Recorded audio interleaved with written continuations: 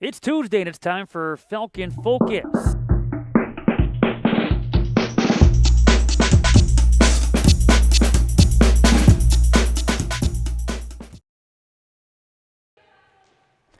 Happy New Year. Welcome to Falcon Focus, our first edition of 2024, episode number 11 here in season number 5. We are presented by Orthopedic Hospital of Wisconsin, a special Concordia Invitational Tournament edition of Falcon Focus. Our only focus on basketball big weekend, the 71st CIT, will take place behind us here inside the John Boog Fieldhouse. In our second segment, we talk women's basketball. We'll be joined by sophomore guard Ava Booth. But up first, talking with senior guard Freeman Jackson. My name is Matt Meadow. Thanks for joining us, Freeman. Thank you for joining us. And for the men's basketball team right now, the focus is CIT. They don't have a game between now and Friday, but as we speak, the Falcons with a record of 7 victories, 10 defeats, 7-5 in NAC play. Winners of 6 of their last 8 games. And when you take a look at the last few weeks, this team is obviously getting games in the win column. What's been working for this team lately? Yeah, what's been working for us is defense. I feel like we've been a pretty good defensive team all year.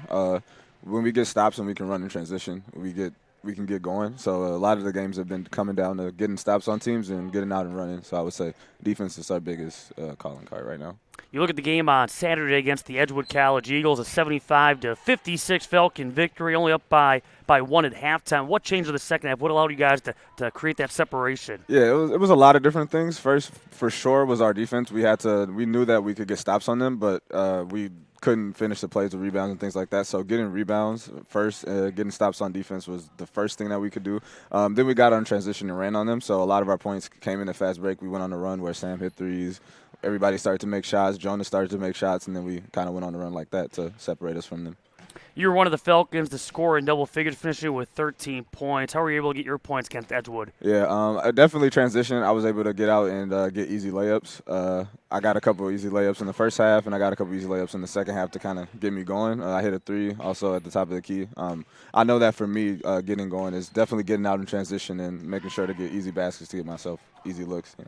You had 7 points in the second half, going 3 for 4 from the field. Also of note from that victory against Edgewood, Gabe Pruss with a double-double, 11 points, 11 rebounds. Sam Mearstein finishing with a total of 15 points. You guys also beat the Edgewood College Eagles back on December 13th, 63-54. From what you remember from round 1 versus round 2, what were the maybe similarities or differences from the two wins? Yeah, definitely the similarities was the first game we beat them by pressuring them, so we were able to trap them and force a lot of turnovers. In the second game, we kind of did the same thing. We got them sped up when Jonah got into the game. Also, getting out in transition. They're a slower team. They were slower getting back, so we knew that if we can get out in transition and run and keep the pace up and not let them slow the game down to how they like to play, we had a good chance to win. So we kind of repeated that. I want to go back to one of my favorite men's basketball memories so far of the young 2024 portion of the season. That was back on January 3rd, the comeback victory against Marion 75-74, in which the Falcons overcame a 27-point deficit, believed to be the biggest comeback win in program history. Team was down by 21 at halftime. Look at that contest. How were you guys able to overcome that deficit and wake up in the second half and pull it out? Honestly, that game is still a blur. We shouldn't have been in that position in the first place, but it was definitely coming down to getting stops on them and recognizing that we could get what we wanted. We just had to slow down and play within ourselves. In the first half, to start the game, they kind of came out, pressured us, and a lot of teams went to that to try to throw us off our paces, try to double us, trap, be up in our face and things like that. So we just needed to slow down and realize that we were the better team and we just needed to handle what we needed to handle. And as mentioned, you guys were down 21 at halftime. What was the mood in that locker room? Was there belief? I mean, obviously, it's a big hill to climb. There's lots of basketball left, but, I mean, a lot has to go your direction. Yeah. What was the thought process? The thought process was do what we do well, and good things will happen. So we weren't really down on ourselves. We just knew that we put ourselves in the position, but we also could get ourselves out. So we weren't sad in the locker room. It was more like we can get this done. Let's go out and do it. And you and I have talked about it, and the crazy thing about that victory is the Falcons had 2 leads the entire game, 2-0, and the final score is 75-74. You had the first couple of points and the last couple of points, scoring the 2 free throws to win the game in the closing seconds. We talked about it after the game, but what was your mindset? Was there pressure when you were at the free throw line in that situation, down a point? Yeah, there was a lot of pressure going into that at the free throw line at that point. I tried not to think about it. I mean, Sure. I just stepped up and shot him free throws like I do in practice, and it worked out. So I'm happy about that. And what people don't realize is you were coming upstairs to do a post-game interview with us. You started to cramp it up. You couldn't even make it into the office to do the interview. You had to sit there for a little while and just kind of collect yourself. Obviously, you get tired after a game. You put a lot of energy into a game. Was that a different kind of, tiredness after a game like that? Yeah, definitely. Going home, I've never felt that tired in my life. The mental pressure that was kind of on us the whole time, like cutting into the lead, and obviously I played the entire second half, so I was pretty exhausted. For the team, is that a big confidence booster to find a way to win a game like that? Obviously, not playing your best, but you still find a way to pull it out. Did that only, strengthen this team when it comes to that confidence? Yeah, it definitely did. And then going into also IET, we played IET at home here also, and we were down. I think 11 some 12 points maybe in the first half, and we walked in and we said we've been here before, even though you don't want to be here. Sure. We were here before, and we know that we can get it done, and we came out and did the same thing. So definitely a confidence booster. Yeah. No panic from this team finding a way to get it done. And again, winners are 6 out of their last 8 games. And you look at this roster, and you lost some players from last year, and the team has dealt with some injuries here and there. Has it taken a little while for the chemistry to develop? Obviously, it looks like the chemistry is there now, but has it taken a little bit? Yeah, definitely. Going into the beginning of the year, we have a completely different team now with the people in different roles. Like, I'm playing a different role than I did last year. I was more of a scorer last year, and this year I'm playing more of a point guard role and doing a little scoring and also helping other guys out and playmaking. And Sam's stepping up into a bigger role of being a scorer when he wasn't last year. We have a lot of young guys that didn't have much experience last year, getting more experience this year. So definitely in the beginning of the year, everybody was filling out kind of where they needed to be in their spots. And I think it's starting to get better now that we've had a lot more games under our belt, and we're starting to click in that way. Guys know what they're supposed to be doing now. And, of course, right away, this team battle-tested with a very strong non-conference slate, so no time really to grow. It was kind of like baptism by fire right away.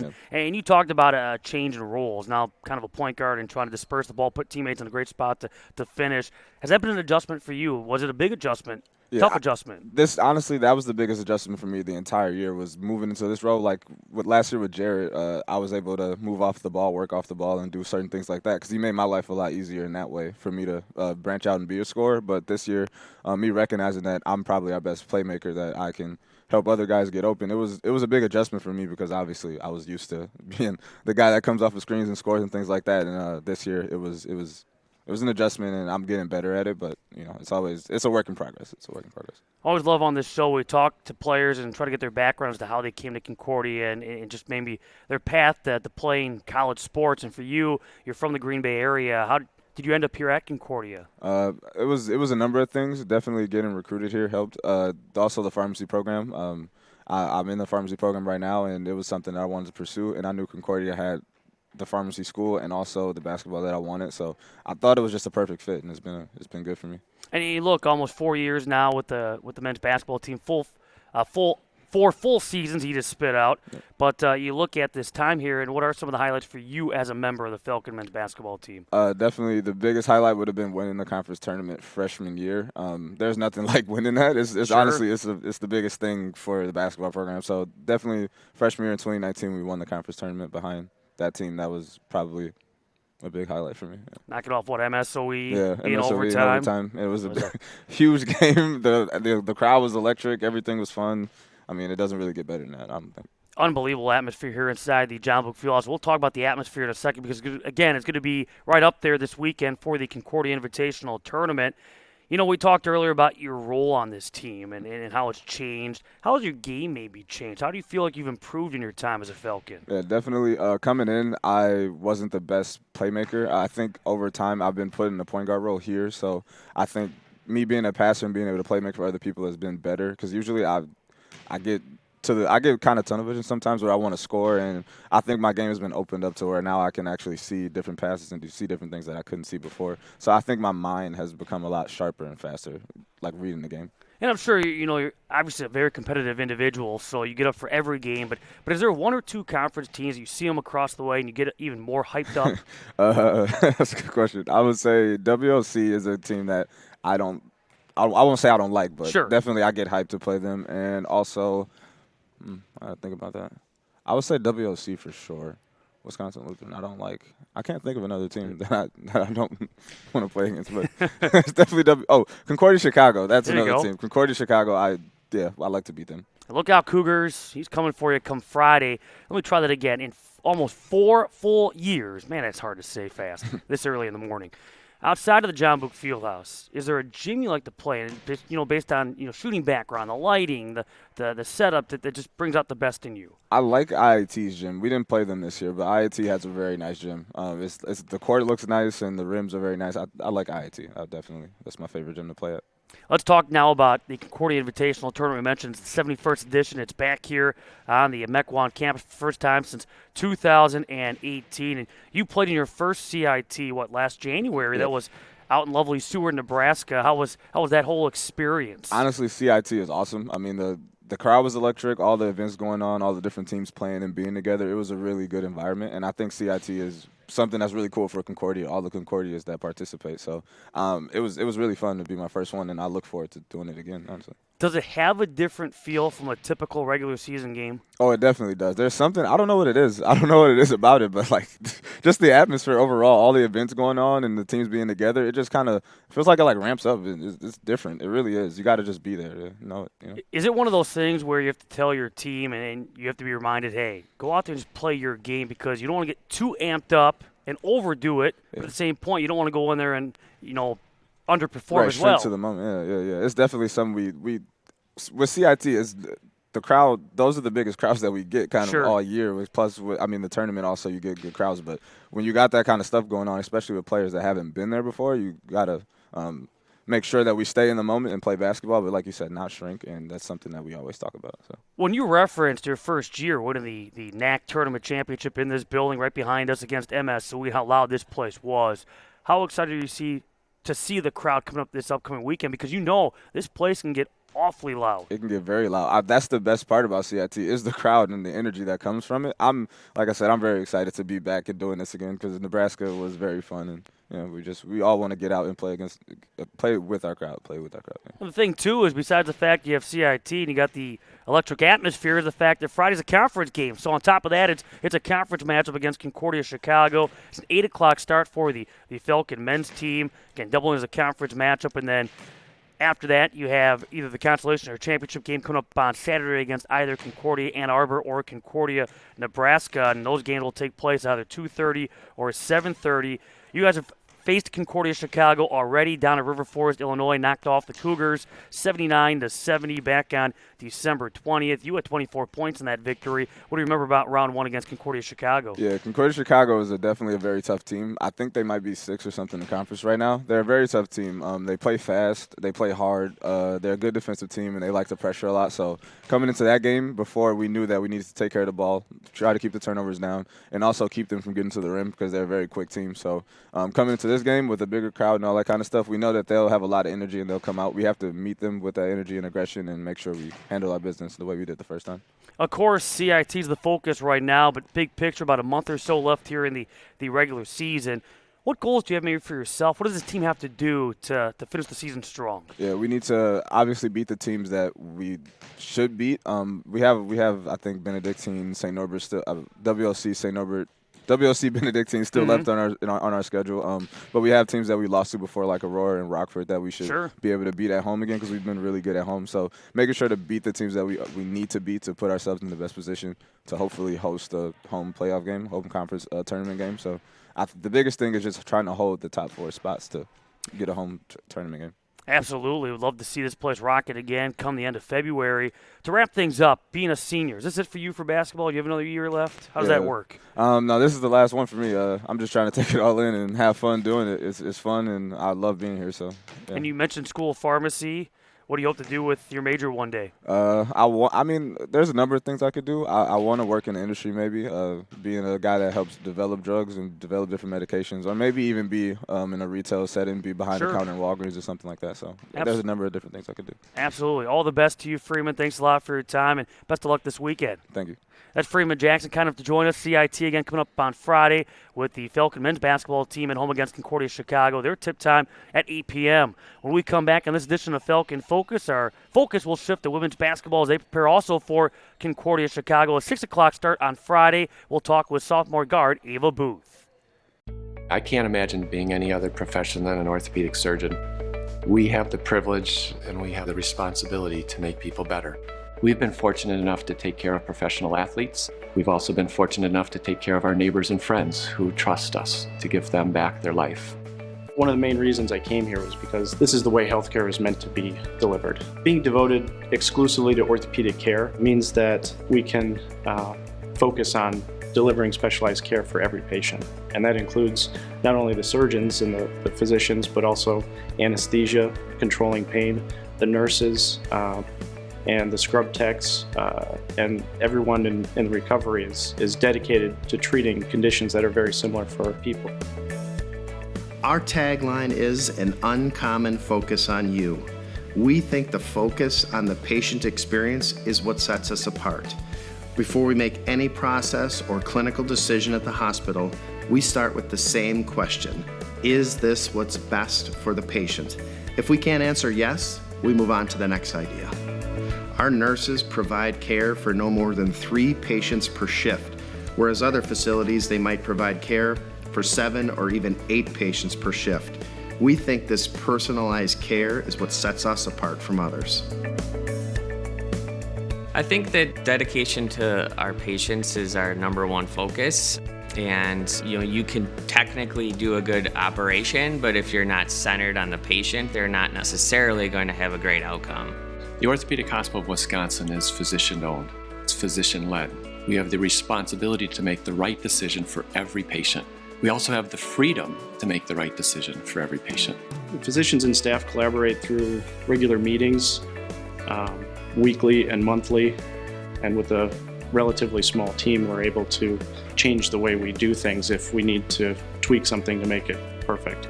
The facility specifically was designed so that quality could be measured and maintained and sustained. When you have 7,000 patients a year receive their surgery here, it's important that patient number 1 and patient number 7,000 receive the same care. We place an extremely high priority on the patient experience here. We send surveys to each and every person that receives care at our hospital. Those survey results come back directly to me. I review them and share them with our senior leadership, as well as the staff and the physicians that provide the care to those patients.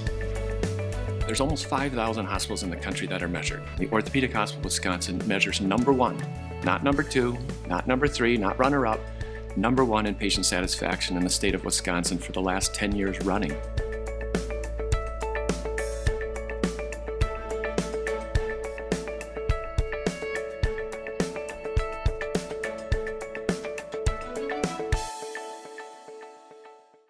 Welcome back to Falcon Focus, episode number 11 here in season number 5, our first here in 2024. We'll be back on a more regular basis coming up in a couple of weeks on the 6th of February. And a quick fact check in between segments.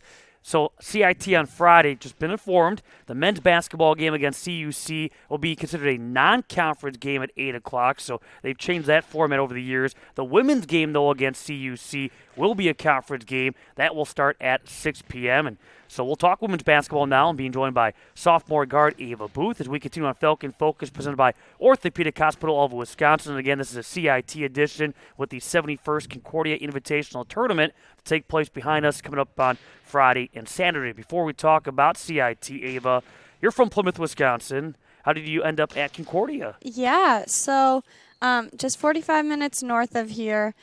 I was just kind of looking at schools, looking for stuff for my major. I intentionally didn't know if I wanted to play basketball or anything like that, but I started to realize that, you know what, I really did want to play basketball. And so I toured here and I really liked the school. And then I was like, okay, I need to reach out to the coaches.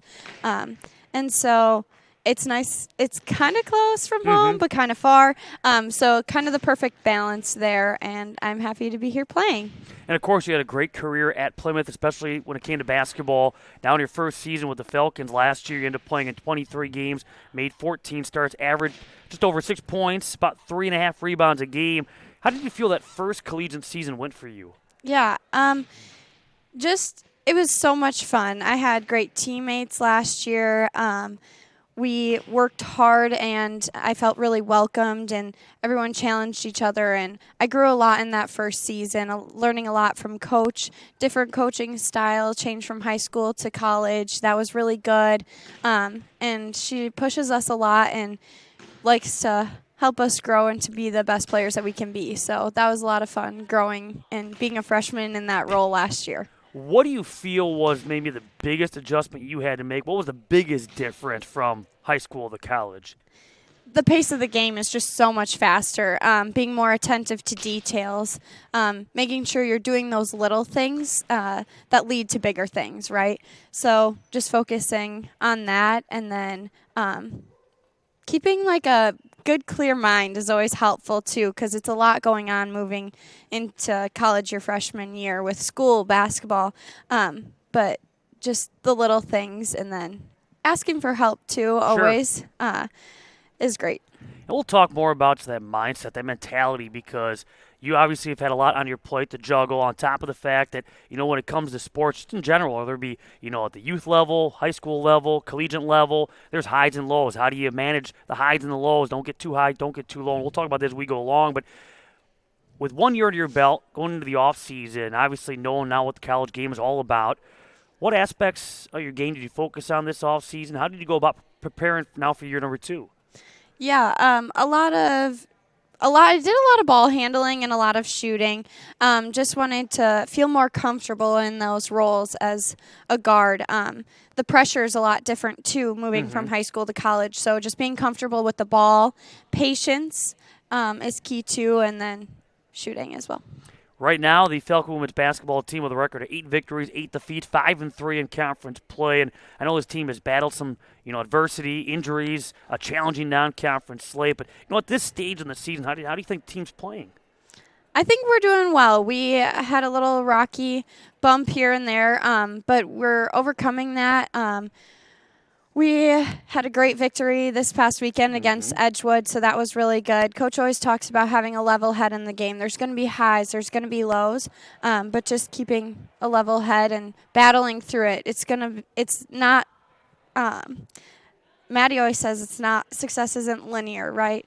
So just understanding that there's going to be highs, there's going to be lows, but keeping a balance and pushing through and working through that. And I know from a non-conference standpoint, the last couple of years, you guys have had the opportunity to go, outside of the state and play. And this past, or I should say, back in November, you guys got the opportunity to go to Colorado Springs, Colorado.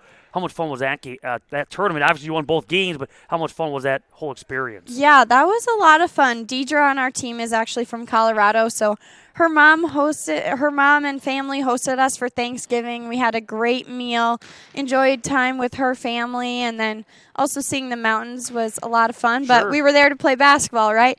So those games were super competitive, and we did well out there. Yeah, kind of neat to see different teams you wouldn't normally play, and you got the opportunity to, again, come away with a couple of victories out in Colorado. Your numbers are up so far this season with over 8 points, nearly 5 rebounds a game. For the most part, and again, I know there's highs and lows. There's, great moments. There are some not so great moments. But how do you think this season has gone for you at the moment? It's okay. A little bit of a struggle sometimes, but just battling through like always. Personally, I think it's been good. It's been a year of a lot of challenge. Coaches pushed me out of my comfort zone with being more vocal on the floor. Lily is out this year, so she was a big voice for us, but us guards had to step up, and so that's been a good challenge, and it's been good. How about mentally? You talked about the highs and lows, and obviously with wins, you don't get too high, but you don't get too low when you lose. How about from a playing standpoint? You go off for, 18 points one game, maybe you struggle to hit shots the next. How do you make sure you don't get too high or too low and just kind of, navigate through the season? Yeah, so like you said, 18 points or whatever, scoring isn't everything. There's Sure. other points of the game. So if the shooting's not going, focusing on another thing. Focus on rebounding for your team. If we talked about you talk about the scout and so forth, but making sure you're executing those other things if you're not following through with like the scoring, right? So just little points always make a difference, and whatever it is to help your team succeed. Last year, you started the majority of games, but again, you came off the bench a little bit. So far this year, you're primarily a starter. You came off the bench just briefly on Saturday. Is there a different mindset, whether you're starting or you're coming off the bench? Obviously, if you come off the bench, there's already a score versus if you start the game at 0-0. Is there a different mindset, or do you don't prepare any differently whether you're a starter or coming off the bench? Yeah, no, it doesn't matter. Whatever that plan is for that game, we're going to execute it. I'm going to help my team as much as I can, either if it is coming off the bench or if it is starting, going out there, hustling hard, just making sure, doing the little things. And you came off the bench and provided a nice spark out to the free throw line this past Saturday, knocked down all 5 of your free throw attempts. And we'll bring up that Edgewood game in a little bit because that was the first loss of the conference season for the Edgewood College Eagles. Look at this team. And for the Falcons, they added players like Aubrey DeBush during the offseason. What's it like to play with post players like DeBush, but also Aaron Vergitz? It's awesome. So play a lot of teams. They really focus on our post, right? But it's a great opportunity that we have that post play. Not always in our conference do you have two really good posts. So being able to work with them, they're great teammates as well as great players, and they're always working hard as well. So, how have freshmen Jaden Ross and Gracie McNabb fit into this team? Yeah, so it's been good. Gracie's our primary shooter, and Jaden's more of an attacker, a ball handler. So they each have their different roles. But it's been pretty cool to see all the pieces fit together and really just working hard as a team to find our certain roles or where we fit on the team. You brought it up and you mentioned it that this team suffered a big blow early in the season when Lily Garrow went down to injury. That was in the home opener against North Central. How has the team been able to overcome that blow? Yeah, that definitely was a hard thing for us. But, basketball's not a one-person sport, right? So just Coach challenged us, right? Like I said, about using our voice and so forth, and just kind of finding your own identity in a sense. And so, yes, she was a big communicator, and yes, she's a big part of our role, but we had to change maybe our different ways to figure out what was going to be the best to help us succeed. Let's talk about that win on Saturday. As you downed the Edgewood College Eagles 56-45. Mentioned giving the Eagles their first conference loss of the season. What worked for the Falcons on Saturday? How were you guys able to get it done for the Edge Dome? Yeah. We just really worked and worked and worked. And our shots were falling, but we were hustling. We were pushing the ball in transition. We were being patient on offense. Keeping that composure, too. They had a run in the second half, but we kept our composure. We handled the ball well. We handled pressure well. And we just really executed the things that we needed to do that game, and that helped us succeed. An enormous second quarter, outscoring Edgewood 21-8, and again that propelled the Falcons to a victory. Looking to keep it rolling coming up on Wednesday against the Alverno College Inferno before we start to focus on the Concordia Invitational Tournament. At this point in the season, obviously, it still could change the next month or so, but what do you see as maybe being the strengths of this team or the identity of this team?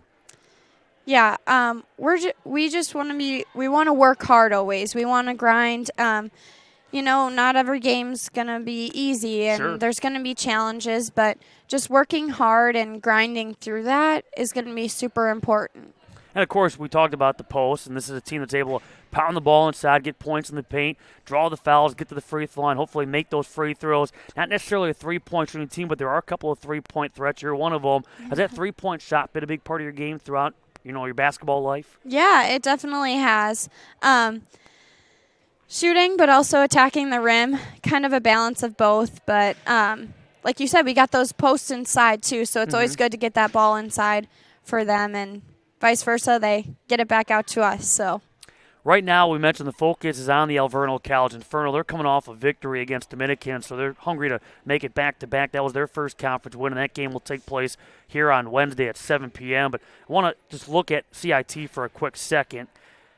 Concordia Invitational Tournament will be here Friday and Saturday. It's the 71st edition, the first time the Falcons have hosted the event since 2018. You got the opportunity to play in your first CIT last year in Seward, Nebraska. What do you remember about that whole experience? How would you explain what CIT is all about? Yeah, that was so it was in Nebraska last year, and being a freshman and playing was a pretty cool opportunity to be in that atmosphere. It was packed stadium and super high intensity of the games, and just that feeling of I get to play basketball here was really cool. And having our other schools there, that was a good experience. Was it eye-opening, just trying to keep the emotions in check, because it's obviously easy to get wrapped up in that kind of environment and maybe play out of character? Do you have to kind of check yourself a little bit? Yeah, that was definitely a growing thing for me.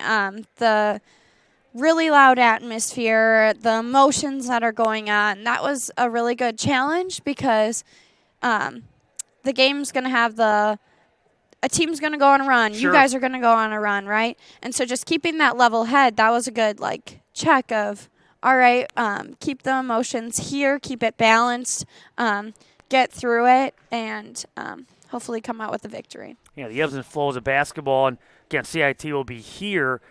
Did it feel, and I asked Freeman Jackson this question in our first segment, did it feel like a typical regular season game, or did it have a different feel to it, just in general? That's a hard question.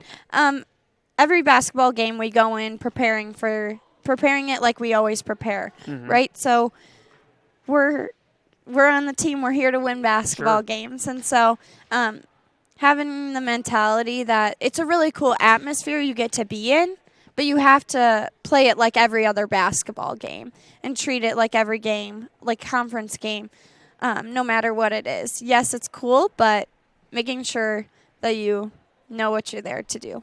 And again, the women's game, double whammy, that will count as a conference game at 6 o'clock versus Concordia Chicago. The men's game, it's a non-conference game against CUC at 8 p.m. We've gotten that fact-checked and confirmed just in time for CIT coming up on Friday. And then, depending on what happens on Friday, the Falcon women's team will be back in action on Saturday in either the consolation or championship game, 12:30 or 5:30 against Concordia Ann Arbor or Concordia Nebraska. And I can confirm that those games will count. In the past, they've been exhibition games because those schools are NAIA schools, but it will count for the record. Stats will count. All that stuff will count here this year at CIT. Mentioned Alverno, the opponent. What do you expect? They're kind of a pesky bunch. Obviously, they've had their struggles over the years, but you can't take them lightly. Right, yeah. Like I said, we're going to focus on Wednesday, and then we're going to move to CIT.